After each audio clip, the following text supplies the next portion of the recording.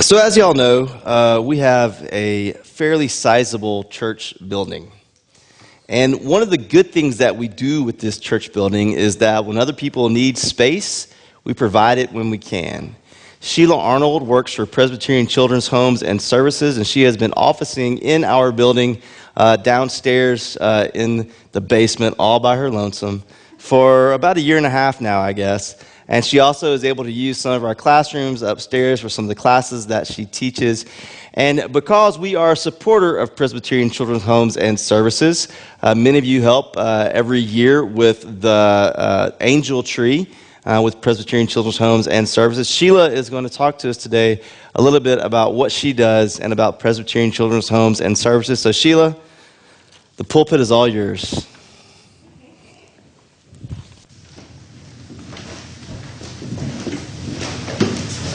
Good morning.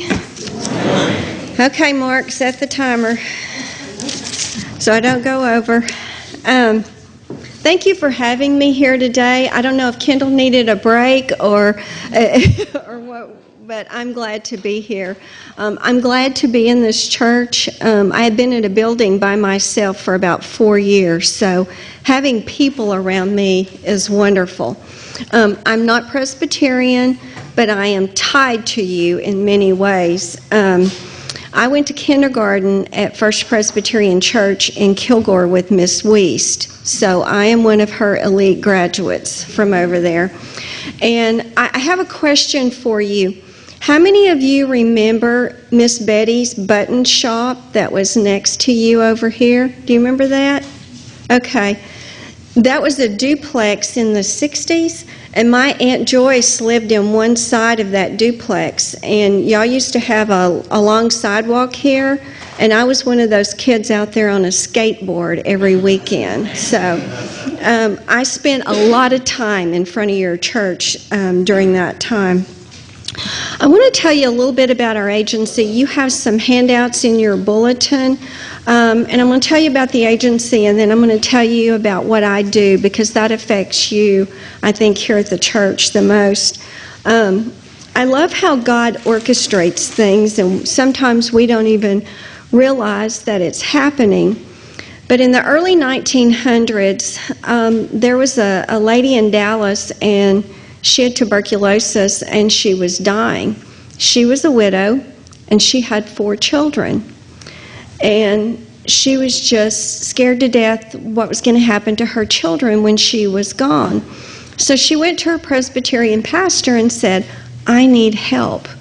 So what he did was he found a spot, a house, and got some ladies to take care of these children. And that mom passed on, and the kids were there. Well, all of a sudden, people started bringing children to that house, and that's how we became an orphanage. And I had an epiphany one day that mom had a need, but God had a plan. He had a plan for things that would come 100 years later. Our agency started in 1903, and I'm here before you today because God had a plan. We have lots of programs that we provide, and our roots are in child care. We still have our group homes in Waxahachie and Itasca. We now have 4 single-parent facilities across the state where moms can come with their children and get their life together and then move out and hopefully be successful after that. We have services for children who leave our group homes. It's called Advanced Placement Services. If you graduate with us, we don't kick you out into the world and say, have a nice life. Because I don't know about your kids, but at age 18, my kids could not support themselves. They're 28 and 30, and I'm still giving them money. So I don't know why we would think anybody else's kids would be able to do that. But with our advanced placement services, we have some transitional living facilities where kids can stay with us, or we pay for their college or get them into the military, and we follow them for years, because if they don't have family, they'll fail. Which is a really good thing that we do that. We also have education services that originally began just to help our kids in the group homes, but our education specialist actually helps me with children here in Longview to make sure they get services. Now, I work for the Child and Family Program, and we began in 2000. And after a while, the agency realized that not every child needs foster care. Not every child needs to live in a group home. Some kids need to stay with their families, and they need help. And that's why our program began. I started with the agency in 2003 in Kilgore, and I was there till about 2005, and then I'm 2008, and I moved over here. The two most talked about people in the Bible are widows and orphans, because they are the most vulnerable out in our society. And they look different today than maybe they did in Bible times or maybe after the Civil War. But we still have lots of moms and kids who need care. Most of my work is in home with families. And we get our referrals from anyone who wants to call us and ask for help for a family. Sometimes it's juvenile probation, sometimes it's child protective services. I've gotten referrals from this church and other churches. Schools call, doctors call. Anybody can call our program and ask for help. I have one mom who found one of my brochures. I don't know where she was when she got it. She called and said, "I found your brochure, can I come see you?" So anybody pretty much can come. Our program is voluntary, voluntary on the family's part and voluntary on our part. If I think a family has needs beyond what I can do, I'll send them to somebody else, and they have to have kids. Those are our requirements. When I meet with a family, the first thing we do is an assessment, and it's basically asking a lot of nosy questions. I want to know all about them. I want to know why they came to see us. I want to know what their strengths and skills and talents are, because even when you're in a difficult time, you still have strengths, and that's what we're going to pull from to help families to rebuild their life. What are their barriers? What's causing the problems for them? Who's their support system? I'm going to tell you something that scares me. People are living in this world with no support. They don't have friends. They don't have a church. They're estranged from their family. They're trying to do life by themselves. And that is not what God intended for us to do. I'm also going to look at their education, and most of the time the lack thereof that they need. We're going to look at their jobs. Can they work? What's preventing them from working? Do they need training to go to work? Excuse me. Where do they live? What's their housing like? Do they have beds for their kids? Do they have dishes to eat on? I'll tell you a story. It happened at that apartment complex that they tore down on High Street. I was seeing a family down there, and I was talking to the parents about the importance of having a meal every night with their children sitting around the table. And the parents' heads went down, and I said, "Okay, what's wrong?" And they said, "We only have 2 plates." So what they did is they fed their kids, washed the plates, and then the parents ate. I got those people dishes so they could have dinner together. I called a church and said, "Do y'all have any dishes?" And I got about, I think we counted like 40 sets of dishes. We were giving dishes out for a long time. But there was a need, and I asked for help, and it was immediately met.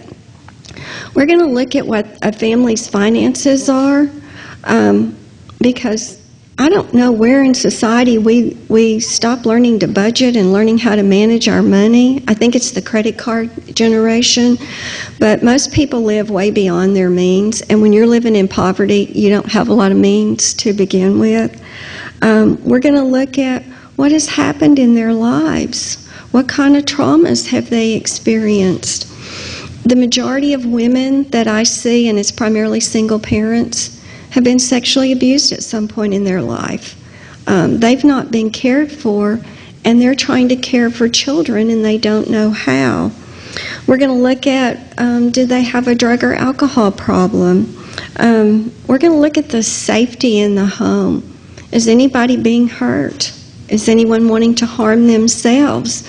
I see a lot of teenagers from juvenile probation, and one of the things that I'm most concerned about right now is suicide is taking our teenagers at an alarming rate. I have a teenage girl I'm working with that's over in the psych hospital because she tried to cut her throat last week. These kids are in trouble.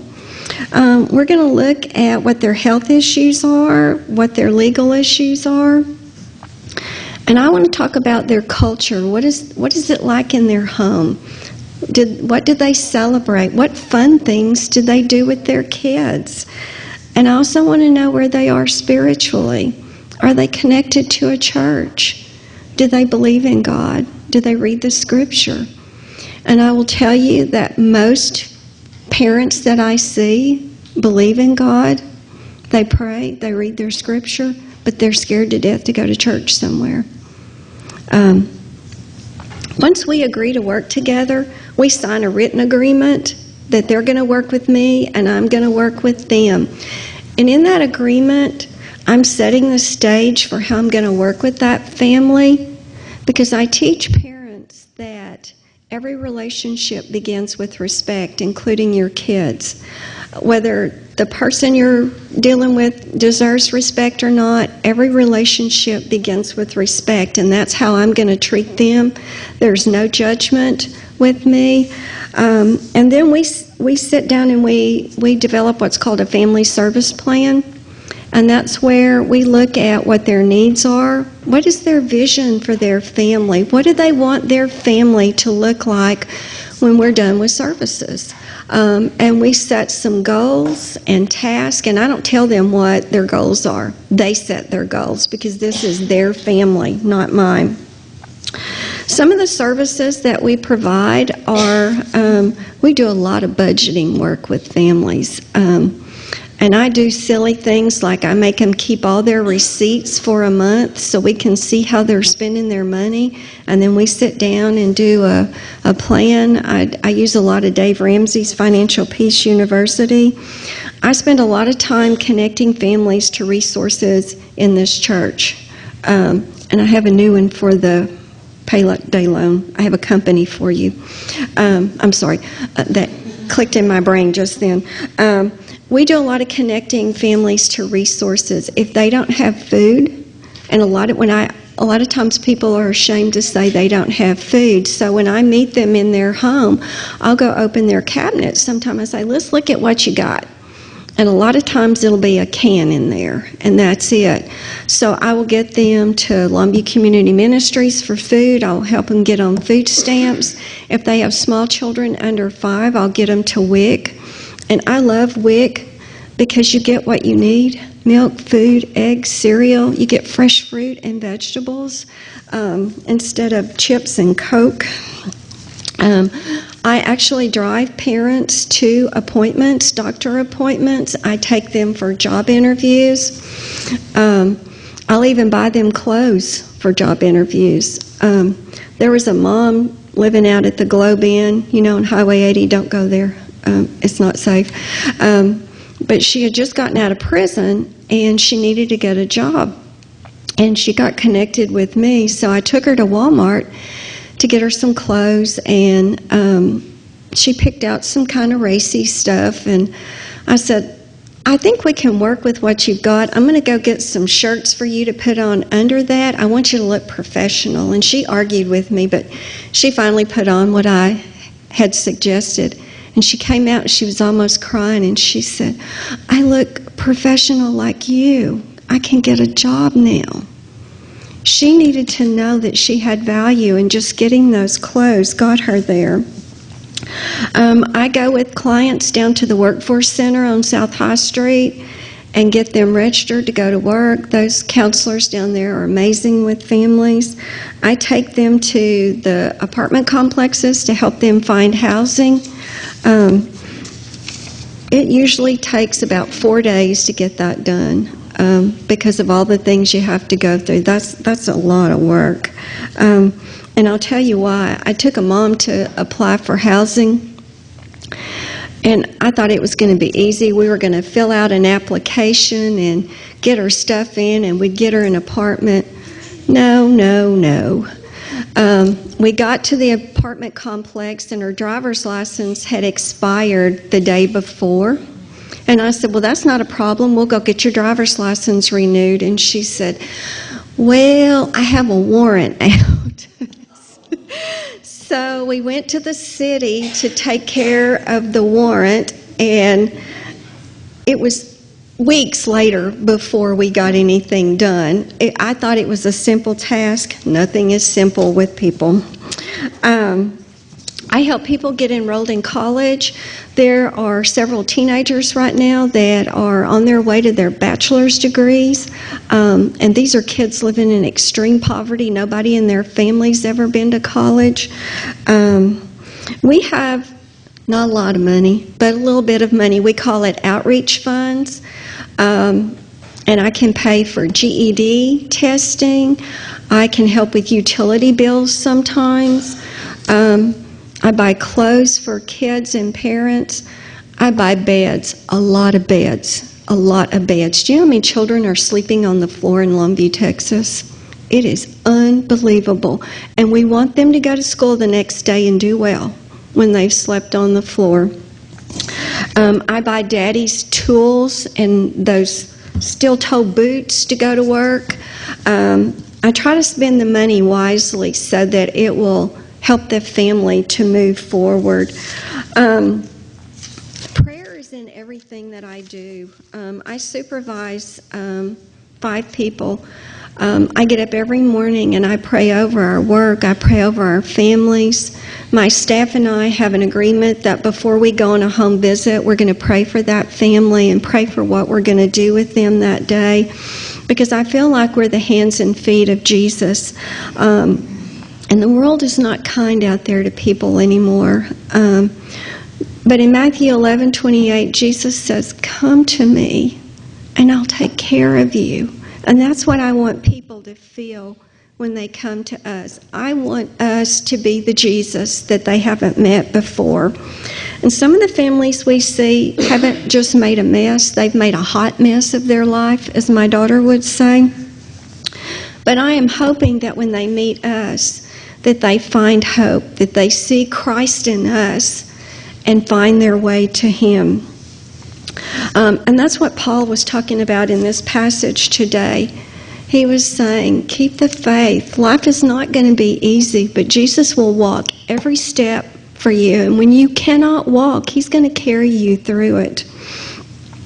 Now, people haven't changed as much as we thought. If you take technology and all the cool stuff we have now, cars and dishwashers and things, I want to talk about the first family, not the ones in the White House, but the first family, Adam and Eve. Think about what happened to them. They lived in a perfect world. They had the coolest fruits to eat. I'm a vegetarian. And vegetables, and they took care of the animals, and they gardened, and God got up in the cool of the morning and came and spent time with them. And they made a mess, a big mess. And guess what happened? They had to go out. They were thrown into poverty. There weren't any food stamps when they didn't have food. There was no government housing for them to go to. I wasn't there to buy Adam's steel-toe boots and get him to the Workforce Commission. They had to figure out how to live and take care of themselves. Charles Swindoll wrote a book several years ago, and I love this book. I use it all the time with families. It's called Parenting from surviving to thriving.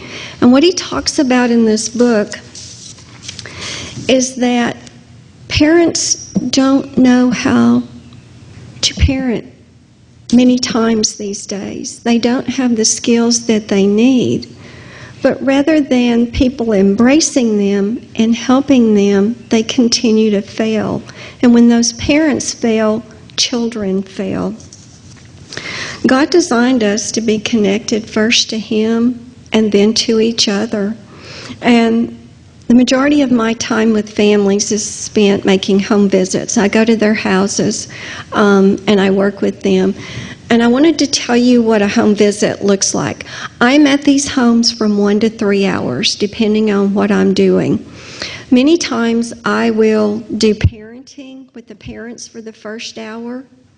And then for the second hour, I'll see the kids. We do what's called nurture group. And that's where I'm teaching skills. And I do it in odd ways. I use hula hoops to teach boundaries. I use puppets, and we do role plays. But I am teaching kids skills. And I brought one of my sheets, and I use this with parents and kids. These are our skills that we teach. Make eye contact, use your words, show respect, be gentle and kind. And I have the family sign this. This is our agreement on how we're going to treat each other. And we put these on their refrigerators to remind them of what to do. And the last hour I spend with families, it's working on communication between the parents and kids, teaching them how to use their words. I want parents to arrange the environment where their kids can be successful. We're going to look at what is your daily schedule with your kids. And you would be surprised at how many children don't have a schedule anymore. Anybody here teach school? You know the kids who had a good schedule at home, right? Because they could function better in school. But that's where I begin. Let's get a daily schedule. And then we're going to start tweaking it so that it works for the kids. I use a program called TBRI, Trust-Based Relational Intervention. It's a way to help children and parents connect, where children feel safe and that they have unconditional love. How many of you grew up in the Depression era? Yeah, several of you. Do you know what people in the Depression who grew up in that time tell me? We didn't know we were poor because we were so loved. Do you know what I find with children now? They have everything, but they don't feel loved. And that's what TBRI we do. I try to get the parents and the children connected together. I teach classes upstairs since 2013. I went back and counted. I've done 6 classes up there. And most of those kids are children who are already in trouble. They're on probation down here. And what we do up there is I teach the parents, and I've trained one of the probation officers to teach the kids. And they both go to class at the same time, and then we bring them together. And I do mean things. I make the parents and kids sit knee to knee and hold hands, and they have to look at each other and talk. And sometimes I have to hold their heads to make them look at each other. That's how messed up their relationships are. But after they've been up there, they do much, much better. I work with a lot of families who've adopted children, especially kids from overseas in Korea and China and some of those places where they were in orphanages and had a lot of trauma in their life, trying to help those children heal. Children who've been abused, and those children one day become parents. The message of abuse and neglect is you don't matter and you don't count and you're not worth anything. And that's not what God tells us. He tells us in the 139th Psalm that He created us and He has plans for our lives. But it takes a while to get some of these kids to find that they have any value. Let me see what I'm missing. When I do home visits with kids, we read books, we do crafts, we build things. Sometimes I will take kids out to lunch. Even when we close cases, I follow up with families. Like I have a case I closed the first part of this month. and I'm going to see those kids when they get out of school, and we're going to go to lunch and have a picnic, and I'm sure they'll have something for me to build with them. The goal that we have in our program is to get these children and these families connected, so that these kids can be successful in the world, because kids who have been abused, if they don't get care, they end up back here at the jail. That's where they go, and I don't want them there. I visit families wherever they are. I go to the homeless shelters over at LIHN. I spend time out at Highway 80 at the women's shelter over there. And at Christmas this year, an interesting thing happened. One of the families that you all sponsored was living at Highway 80, and she had a baby. So Amanda helped me get a stroller and clothes and all kinds of stuff. And the mom messed up, and CPS ended up taking her baby, and I was disappointed, and Amanda was disappointed. And Amanda said, just hang on to it, you'll need it. Well, last month there was a mom over at the shelter who got the stroller and everything. God had a plan for what you gave. It was just for a different family. So having patience sometimes is critical. Some of these families are really tough to work with. Probation referred a family over on the south side, and the mom wouldn't let me in her house. You know, I'm not threatening, or I don't think I'm threatening, but she wouldn't let me in her house, and I went 2 or 3 times. So I thought, man, I got to get creative here. So this is what I did. I offered to buy her breakfast so I could do the assessment with her, and she finally agreed to that. So I picked her up and took her to McDonald's down there on Estes, and I knew when she was finished eating, we were done. So I bought her the biggest breakfast that McDonald's had, and a giant glass of juice, and I said, do you want any yogurt or anything? And I was right. As soon as she was finished eating, we were done. But I was able to get what I needed to be able to get our kids clothes, get them beds, and all the things that they needed. So it doesn't always flow like it should. You have to be really creative in how you serve these families. Let's see if I'm forgetting anything. Our cases can be open as long as they need to be. We don't have any set guidelines on how long we can work with the family. Most of my cases are open close to a year. Some of them longer than that, and then I follow up with families. Sometimes when a family comes to us, they're not quite ready for help, so we'll close our case, but tell them they can come back later, and some do. And I still have clients calling me from 30 years ago when I worked at CPS. I've had a couple of teenagers come and find me and thank me.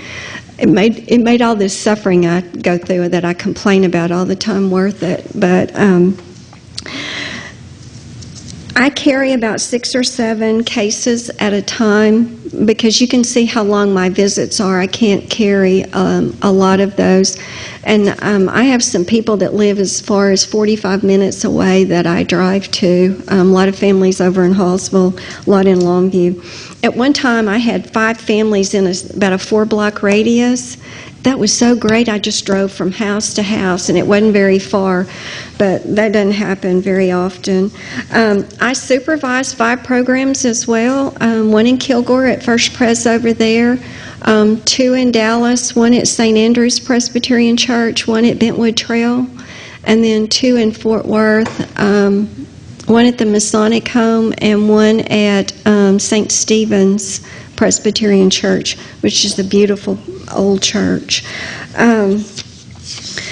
Most of the families that come to see us, I believe, come because we're a faith-based agency. I think they're seeking God and they're trying to find a way to get to Him. We can pray with our clients. I've done Bible study with clients. I do daily devotionals with them. I buy them materials to help them study. I get them connected to churches, whatever church they want to go to, only if they want that. If they don't want that, we don't do it, but most of them do. Judge Simpson over at the courthouse provides a Christmas party for one of my families every year. We did that at this church one year. Teresa and I do work together through her daycare here. I've done some training, and she's helped me with baby items, and I've served a family in the daycare center and will continue to do that if families need that. I love that you've opened your church in so many ways to me. We've had parties, we've had trainings here. Recently, I'm a part of a community group called CRCG, Community Resource Coordinating Group. We've been meeting here, and that's just where a lot of agencies get together. Kendall spoke for us one day. But you've opened your church in a mighty way to me. And it may not seem like much. There's that lady downstairs that's in and out of here. The cleaning staff call me the ghost because I'm in and out so much. But you're opening your church to the world, and you're offering them hope. You're giving them care. And people often ask me, what do you need the most? I need prayer. The families need prayer. I cannot do this job if I'm not soaked and bathed in prayer. You've supported our agency financially and with volunteers for many years, and we're very grateful for that. And I think I'm out of time. Thank you for letting me come today. If you ever want to come see me, give me a call because I'm not in that office very much, but I would love to talk with you, and I'll hang around afterwards if you have any questions. But God bless you, and thank you.